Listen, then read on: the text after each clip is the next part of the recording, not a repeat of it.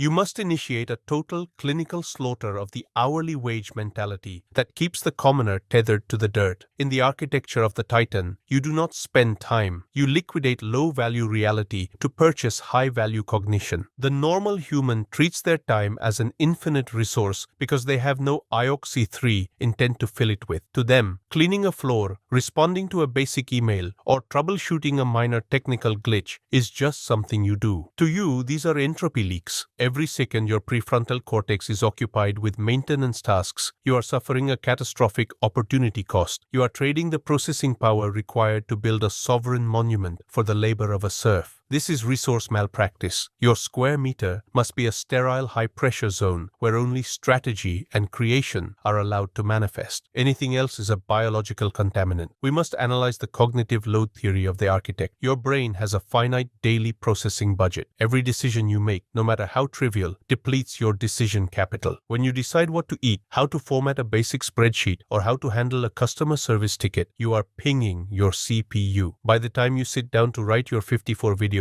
or design your primal modern king assets, your neurovoltage has dropped. You are trying to build an empire on low battery. The act of buying time is actually the act of conserving RAM. You are outsourcing the background processes of your life to external processors, agents, employees, or algorithms, so that your internal BIOS can be dedicated 100% to the YouTube war. Delegation is not laziness, it is computational optimization. You are pruning the dead branches of your day to ensure the core logic receives maximum energy. You must internalize the math of asymmetric value. The normal person calculates the cost of delegation by the dollar amount of the task. They think, I can do this myself in 30 minutes, why pay someone $20? The architect calculates the cost by the sovereign multiplier. If your strategy hour has the potential to generate $10,000 in long-term asset value, then any 30-minute task you perform yourself is costing you $5,000 in lost upside. You are effectively paying $5,000 for the privilege of doing trash work. This is economic insanity. You must develop a visceral revulsion to any task that can be performed by someone with a lower complexity threshold than you. If a task does not require your specific ioxy-3 frequency, it is a parasitic task. It is a tick sucking the blood out of your mission. You do not negotiate with ticks. You remove them. The first protocol of delegation is the extraction of the mundane. You must perform a time audit with the cold desolation of a forensic accountant. Every recurring action in your life, laundry, grocery acquisition, basic video editing, lead sorting, must be categorized as sub-sovereign. These are the shadows that keep you from the light. You must build a logistical buffer between yourself and the meat space. This is the synthetic agency approach. Whether it is a virtual assistant in a different time zone or an automated script in the cloud, you are creating a buffer layer. Your goal is to reach a state where your only tactical interface with the world is a dashboard of completed tasks. You are the ghost in the machine who only appears to provide the final approval or the creative spark. You have bought your way out of the human experience of chores and into the Titan experience of pure strategy. Furthermore, recognize the psychology of the control trap. Most people refuse to delegate because they believe no one can do it as well as I can. This is an ego leak. You are prioritizing your sense of perfection over your velocity of expansion. The architect understands that a task done 80% as well as he would do it, but done by someone else, is a 100% victory. It frees up 100% of his time. Perfectionism in trash tasks is a slave virtue. It is a way to feel busy while avoiding the terrifying responsibility of high-level strategy. When you are cleaning your own house, you are hiding from the fact that you should be architecting the aftermath. Delegation forces you to face the vacuum of the strategy phase. It removes the busy work shield and leaves you alone with your aoxy-3 intent. This is where the real war is won. Finally, you must master the arbitrage of global labor. In the year 2026, the border is a fiction for the weak. You are a global node. You can purchase the focused hours of highly competent individuals in emerging economies for a fraction of the value those hours will generate in your sovereign market. You are performing cognitive arbitrage. You are taking the time energy of the world and distilling it into your product promotion. You are the distillery. By buying 10 hours of someone else's life for every 1 hour of your own, you are effectively living 10 lives. You are outproducing your competition through temporal leverage. You are the multiplied king while they are managing their day. You are managing an epoch to successfully buy time. You must avoid the management trap, the catastrophic irony where you delegate tasks only to spend your reclaimed hours babysitting the people you hired. The normal entrepreneur becomes a manager, tethered to Slack and Zoom, resolving the petty conflicts of his staff. The architect builds a shadow team, a decentralized network of sovereign units who operate on a result-only protocol. You are not building a company. You are building a workflow engine where the human elements are treated as black boxes. You feed them inputs, instructions/SOPs, and you receive outputs, finished assets. If a human element requires emotional maintenance or constant supervision, they are a system friction and must be replaced by an algorithm or a more autonomous unit. The first pillar of the shadow team is the standard operating procedure, SOP,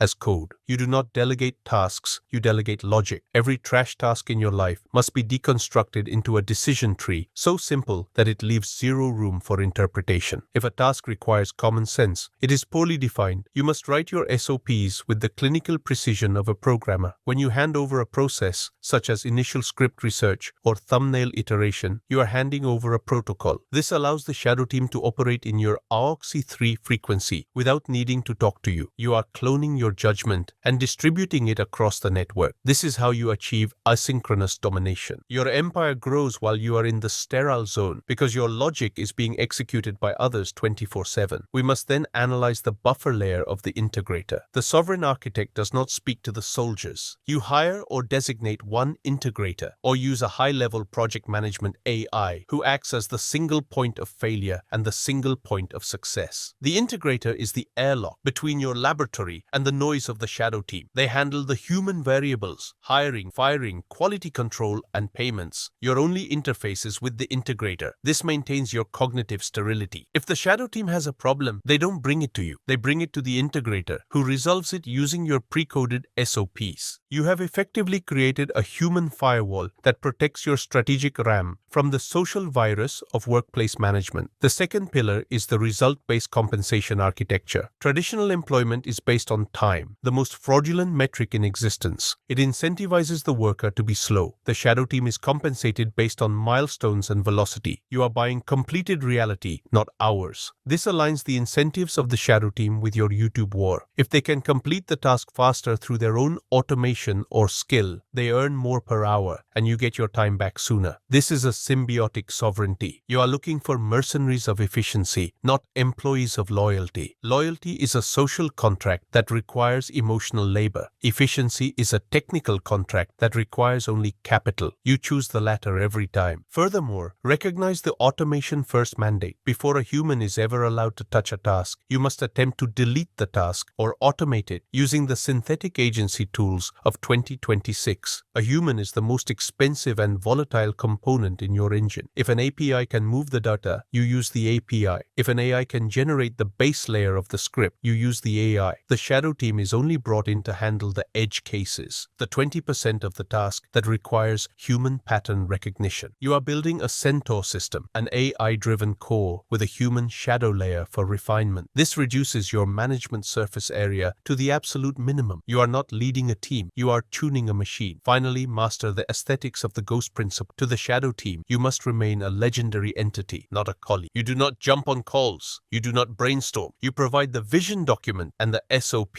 This distance is tactical. It prevents the team from becoming dependent on your real-time input. It forces them to become sovereign units in their own right. You are training them to think in your AOXI 3 style by making yourself physically and synchronously unreachable. You communicate through artifacts, recorded videos, written briefs, and clear metrics. You have bought your time by becoming a ghost in your own empire, allowing you to return to the only thing that matters, the pure strategy of the Titan. The final stage of buying time is not the act of relaxing. It is the aggressive reinvestment of cognitive surplus into the high-leverage nodes of your empire. Most men, once they delegate their trash tasks, suffer from boredom anxiety. They feel guilty for not working, so they invent new maintenance tasks to feel productive. productive. This is psychological regression. The sovereign architect understands that the 20+ hours he has reclaimed through his shadow team are not free time, they are war assets. This reclaimed time is a vacuum that must be filled with the aoxy 3 intent of strategy, expansion, and market domination. You have moved from the engine room to the bridge. Your job is no longer to run the ship, but to choose the destination. The first pillar of strategic ascension is the depth-focus protocol. In the sterile zone, you utilize your reclaimed hours to enter a state of hypercerebration. While the normal world is distracted by the social virus, you are performing deep audits of your YouTube war metrics. You are looking for the patterns of virality that the shadow team cannot see. You are analyzing the biological death of the middle class at a level of depth that requires 4 to 6 hours of uninterrupted thought. This is the asymmetric edge. By buying your way out of email and errands, you have purchased the ability to outthink your competition. You are not working harder, you are thinking heavier. You are identifying the force multipliers that will turn one video into 1 million views. We must then analyze the architecture of the irresistible offer. With your reclaimed RAM, you pivot from content creation to product engineering. You spend your hours refining the call to action that you mentioned in your February 2nd script, the one with the 2-day urgency. You're not just selling a product, you're designing a transactional trap. You use your strategy time to study the neurobiology of the buyer, identifying the pain points and status triggers of your audience. You are building the sovereign monument of your offer, ensuring that when the price increases, the value perceived is so high that the price is irrelevant. This level of conversion optimization is only possible when you are not distracted by the trash tasks of daily life. The second pillar is the expansion of the shadow network. You utilize your reclaimed hours to perform high-level diplomacy. You are not networking, you are mapping the power grid. You are identifying other titans, potential integrators, and new sovereign technologies that can be integrated into your synthetic agency. You are looking for asymmetric partnerships where 1 + 1 = 11. By staying on the strategic plane, you see the big picture of the market. You identify regulatory shifts, technological disruptions, and liquidity flows before they happen. You are the early warning system of your own lineage. You are buying the future by having the time to look at it while everyone else is looking at their feet. Furthermore, master the aesthetics of the unseen architect. The more time you buy, the more ghost-like you become. You do not spend your reclaimed hours on social media visibility unless it is a tactical deployment. You spend them in productive obscurity. You are building the hard asset bedrock of your dynastic shield. You are researching jurisdictions, land acquisitions, and energy independence. You are moving from income to wealth and from wealth to power. This is the final transmutation. You have traded the scrap metal of your manual labor for the plutonium of strategic sovereignty. You are the primal modern king who has reclaimed his throne from the tyranny of the minute. Finally, recognize that time is the only non-renewable asset. Every task you delegate is a life extension. If you buy 50% of your time back, you are effectively doubling your lifespan. You are cramming 100 years of sovereign progress into a 50-year biological window. This is the ultimate aoxy 3 victory over the entropy of death. You have outscaled the human condition. You are no longer a man trying to survive the day. You are an entity executing a multi-generational mission. The square meter is no longer just a lab. It is the command center of a century. You have bought the time. Now use the force